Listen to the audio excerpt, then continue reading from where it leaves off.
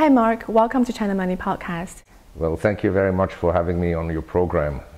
We're sitting here in your beautiful home in Chiang Mai in northern Thailand, and the walls are all covered with pictures of the Cultural Revolution and the Maoist China. So obviously you're focused on China. So tell us, how is the Chinese economy doing right now? Well, basically, in order to understand China, you have to go back a long time. The growth in China between 1990 and especially after 2000 up to today has been mind-boggling. And now the growth in China is obviously slowing down, so it backfires on the countries that supply China with all kinds of resources. But I wouldn't be too worried about Chinese a problem in the near term. I think it's solvable. Hopefully it is painful because China needs, a society needs from time to time some pain, and then then the economy takes off again. Now let's move on to the Chinese stock market. What are some sectors that investors should avoid in China? I mean, everybody's so negative about the banks. And yes, I think the banks have some problems. But equally, it's a sector that has been neglected. And I wrote last month in my report also about Macau gaming stocks. I don't think there is a rush to buy them.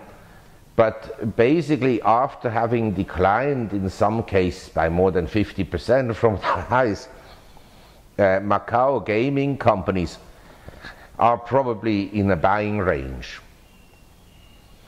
And concerning properties, I'm sure there will be some good value in also Chinese property companies. I prefer to play the Chinese property market through Hong Kong companies that have developments in China or Singapore companies. Relative to the US, China has now become inexpensive. And so we had now recently this huge bull market in Chinese stocks with colossal speculation. I have to say, a lot of speculation. Now, it doesn't mean that the whole thing will collapse and make new lows. But I would imagine that after this burst of volume, of account openings and speculation, we could easily have a significant correction. I mean, I bought China Life, an insurance company.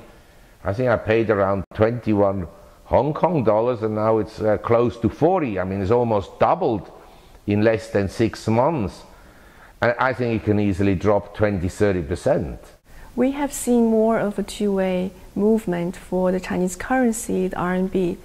How do you think the currency is likely to perform for the short term and also the long term? That will depend on numerous factors. One thing I'd like to remind you, in the Asian crisis of 97–98, all Asian currencies basically went down against the US dollar meaningfully, but not the Chinese currency.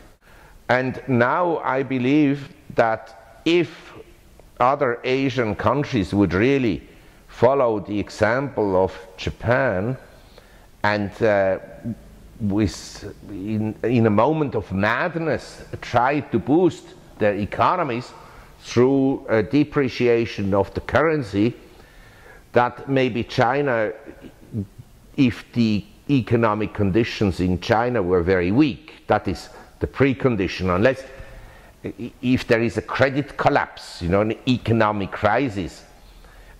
If there isn't, I don't think the Chinese will move with monetary measures to lower the value of the currency. That I doubt.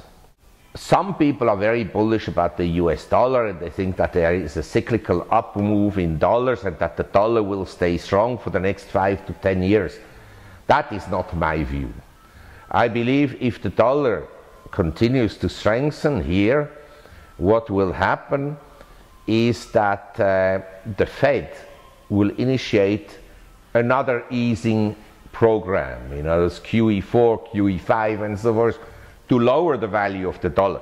There's a misconception in the world when people talk about currency wars. There's no currency war.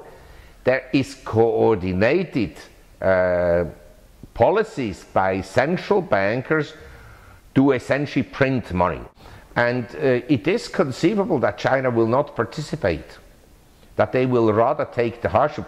Besides that, even if the dollar would decline, or say, well, put it in another way, if the Chinese currency appreciates, say, another 20% against the Japanese yen and against the euro and so forth, I don't think that it's a disaster for China, because they buy resources, then they process these resources and they sell the finished products on somewhere else in the world.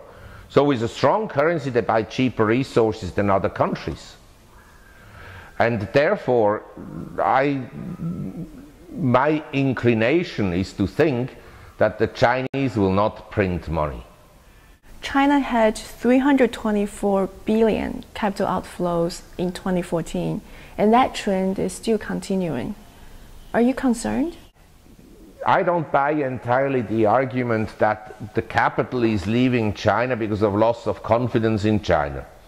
I think it's partly diversification. Some people have made a lot of money and they want to have some assets in another jurisdiction. I think it's like, I'm Swiss, I don't have all my money in Switzerland, I have some in Asia and some in Canada and so forth.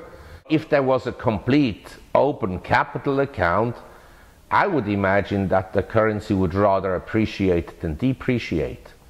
Because a lot of money has left also because the capital account is closed. In other words, if you open it, some money will flow back because they know we can do something in China, and if conditions change, we can take it out. But if you can't take it out, then actually it's an incentive to take it out. Marc, thank you very much for your time. Yes, my pleasure. Thank you.